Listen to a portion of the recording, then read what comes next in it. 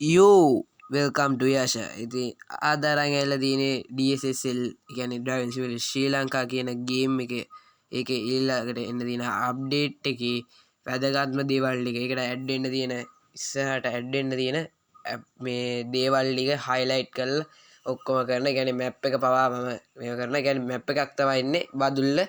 ඊට පස්සේ ගේම් එකේ වෙන වෙනස්කම් ටික වගේ දේවල් ටික මම පෙන්නනවා. ඉතින් රැදිලා ඉන්න yang ada genapu video එකට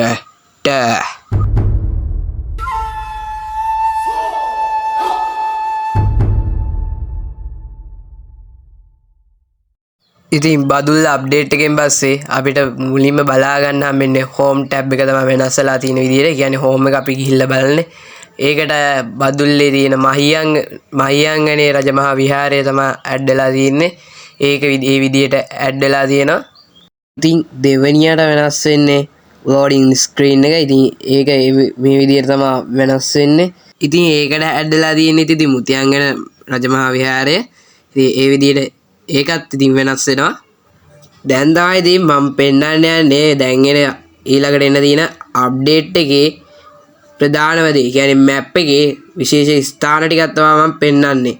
ඒ කියන්නේ highlight වෙච්ච ස්ථාන ටිකක් තමයි මම පෙන්නන්නේ. ඒක හොඳට පාසුවක් කරනවා. මොකද full map එක බලන්න ගියොත් එහෙම ගොඩක් වෙලා යන හින්දා. ඉතින් දැන් බලමු ඒ විශේෂ ස්ථාන ටික. පළවෙනි ස්ථානේ තමයි ඉතින් අපිට යනකොට හම්බෙන්නේ. අපිට ඉතින් හැම අප්ඩේට් එක වගේ දෙන නිකන් අමුතර පාරක් තියෙන. කියන්නේ ප්‍රධාන පාර වගේ යන්න තියෙනවා. ඒ කියන්නේ ප්‍රධාන පාරක් නෙමෙයි අතු පාරක් ඒ වගේ තියෙන මේ පාර. ඒක තමයි මේ තියෙන්නේ. ඔයගොල්ලන්ට බලා ගන්න පුළුවන්. ඒක එතනිනුත් අපිට ඉතින් ආතල් එකේ හත්න පුළුවන්. ඉතින් ඒකත් පොඩ්ඩක් ඊට පස්සේ පස්සට තියෙන දමල විද්‍යාලයේ බෝඩ් එකකුත් ගහලා තියෙනවා මෙතන.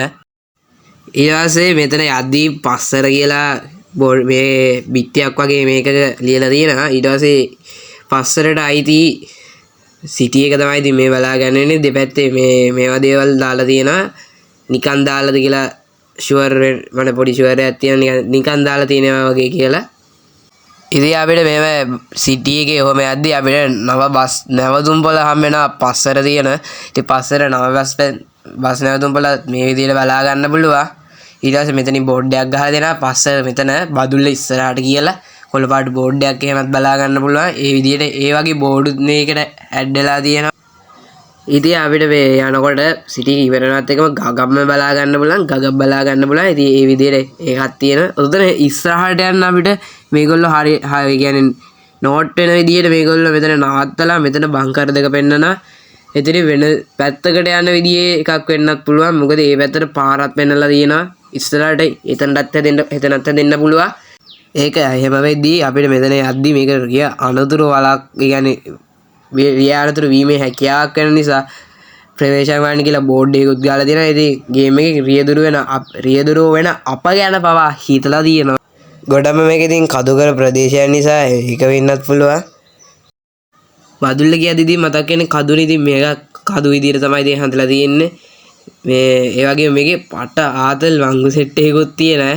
ඉතින් ගේම් එක රිලීස් වෙනකම් බලන් ඉන්නේ. ගේම් එක කියන්නේ අප්ඩේට් එක රිලීස් වෙනකම්. එතකොට මේකේ DL අපිට මේ විදිහට බලා ගන්න පුළුවන්. ඒ තියෙන DL ඉතින් DL මොකද්ද මන් දන්නේ නමක් ගහලා තියෙන නම මට කියව ගන්න මේ වේව්ස් නමකුලක්ද මන් දන්නේ මට තේරෙන්නේ නැහැ. හරිද? ඔයගොල්ලෝ කියා ගන්න පුළුවන් නම් කියන්න. ඉතින් පට ආතල් ලස්සනට හදලා තියෙනවා ගේම් එක.